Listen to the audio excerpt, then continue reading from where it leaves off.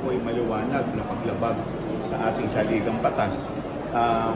Dahil wala naman po sa mandato ng mga senador ang mag-file at magdesisyon sa ganitong klaseng mga motion.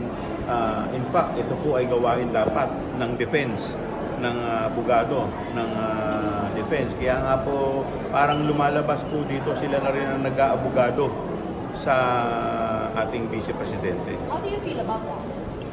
Nakakalungkot dahil maliwanag naman po sa rules on impeachment na sila rin mismo ang gumawa na dapat sila ay aakto na impartial o neutral. Pero ngayon po parang hinaharang po nila ang demokrasya po dito sa ating bansa. Sir, pero pupunta pa rin ba kayo sa Senate o hindi na yung tuloy yung ganong plano sana? Sa ngayon, hindi pa po namin napag-uusapan kung ano ang aming susunod na mga hakbang. Will you bring this to search Senate, sa Supreme Court? Is there a grave abuse of discretion? Wala pa po kaming napag-uusapan. Ngayon pa lang po kami magkikita-kita at pag-uusapan kung ano mga susunod na hakbang na gagawin po ng House.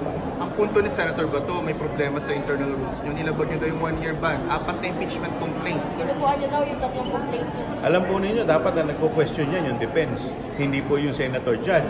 Pangalawa, meron po tayong tinatawag na presumption of regularity.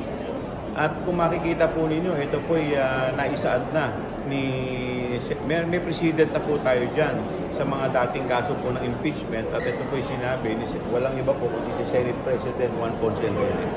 Kasi ninindigan kayo, sir, na walang mali sa proseso ng pag-send. Wala pong mali. Lahat po ng nasa rules ay sinunod po namin. Constitutionally sound, not Yes, wala po.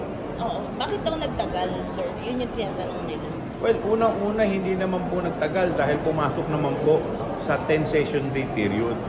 So, kaya nga po ito po mga usapin na to, dapat dati pa po yan tinanong. In fact, nag-file na po ng petition yung depensa. So, wala pa po kaming natatanggap o ang impeachment court ng TRO regarding po dito. Bakit po sila nagdidesisyon tungkol dito?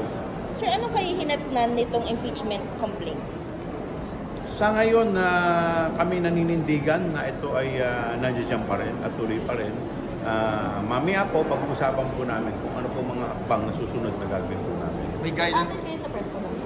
Yes. Sir, paano ba to? Ang magsasagot lang po ba doon si Speaker or kailangan ba ng plenary action?